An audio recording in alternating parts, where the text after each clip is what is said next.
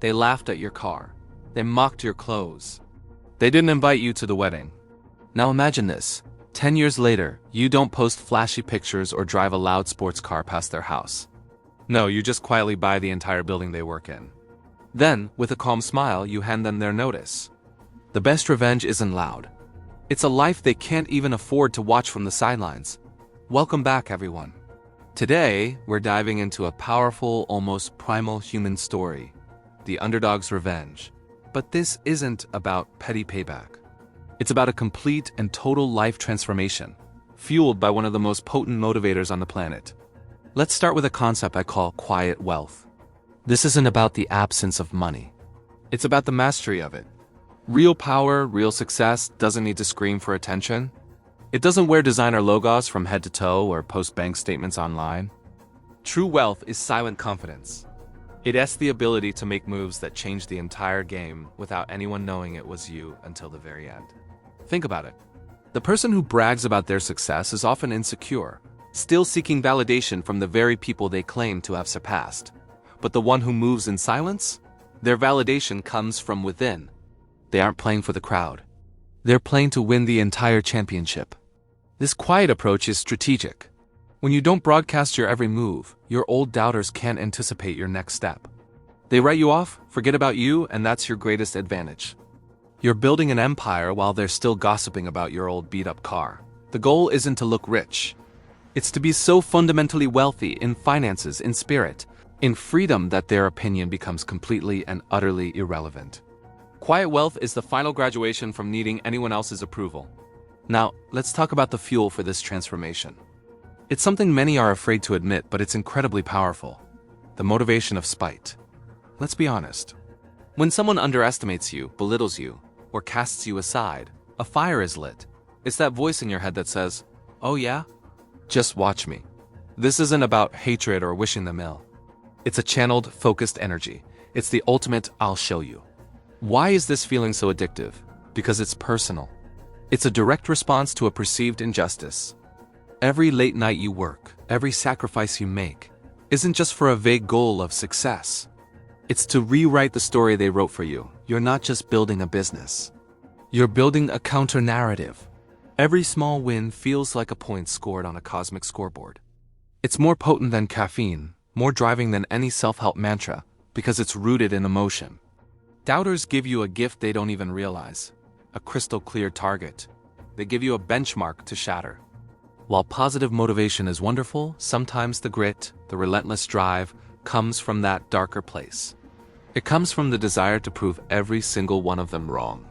And when you learn to harness that fire, instead of letting it consume you with bitterness, you become unstoppable. You're no longer just trying to succeed. You're on a mission. This journey of proving them wrong is incredibly compelling. Think about the psychological loop. Someone doubts you, you feel that sting. You channel it into action. You achieve something, and you get a rush of satisfaction. That rush is a feedback loop.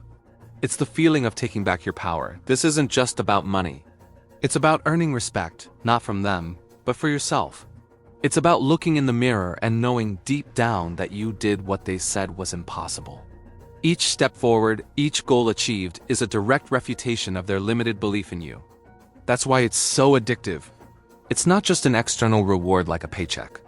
It's an internal victory that rewires your self-perception. You start to see yourself not as the person they mocked, but as the person who overcame that mockery. The motivation of spite, when used correctly, transforms you. It forges discipline in the fires of disrespect. It builds resilience from the bricks of their ridicule. This intense focus can propel you further and faster than almost any other force, turning their negativity into the very rocket fuel for your ascent. So, you've done it. You've built the life, achieved the success, and the tables have completely turned. Now comes the moment everyone fantasizes about. The closure. That face-to-face meeting after years of silence. But here's the twist, and this is where true power lies. The ultimate victory isn't a confrontation. It's not about yelling, "I told you so." It's not about rubbing their face in your success. The real closure comes from a place of profound peace and indifference. Imagine that meeting. You walk in, not with arrogance, but with a calm, centered energy. They see you, and in their eyes, you can see the flicker of recognition, the shock, the regret. But you You feel nothing, not anger, not glee, just a quiet sense of finality. The need for their validation is gone. The anger that once fueled you has been converted into the solid foundation of your new life. You might be their new boss, their new landlord, or just someone they see at a gala they could only dream of attending.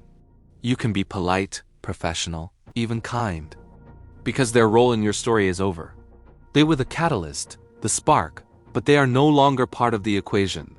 The greatest revenge is realizing you don't need revenge at all. Your success is the closure. Your peace is the victory. The fact that their opinion no longer registers on your emotional radar is the final checkmate. They look at you, the person they dismissed, and they see a world they can't access. And you look at them and see a chapter you finished reading a long, long time ago. Let's explore that final interaction a little deeper. When you finally stand before the people who doubted you, you hold all the cards. But playing them with aggression shows you're still stuck in the past, still fighting that old battle. The masterful play is to show them how much you've grown beyond it. Maybe you offer a simple, "It's been a long time, hope you're doing well." And you mean it. Because their journey and yours have diverged so completely that you can genuinely wish them well without it affecting you in the slightest. Your success wasn't for them. It was for you. They were just the starting pistol for your race. The real closure isn't about making them feel small. It is about you feeling so secure and whole that their past actions have lost all power over you. They might expect you to be smug, to gloat. When you respond with grace and indifference, it's more disarming than any insult. It shows them, in the clearest way possible, that you are operating on a completely different level now. You're not the person they knew. You are the architect of your own reality, and in your reality, they are merely a footnote in your origin story. That realization for them is far more impactful than any boast you could ever make. You've won the war, not just the battle, and the spoils of that war are inner peace and unshakable self-worth. So for anyone out there feeling underestimated, overlooked, or written off, remember this. Let their doubt be your fuel. Don't let it turn into bitterness. Let it forge your ambition into steel. Build your empire in silence.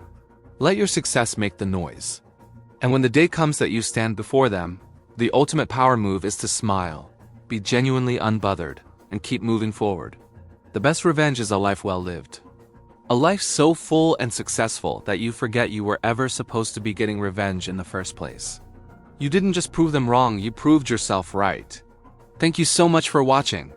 If this story resonated with you, hit that like button and subscribe for more content on mindset and success. Let me know in the comments if you've ever used doubt as motivation. I'd love to hear your stories. Until next time, keep building.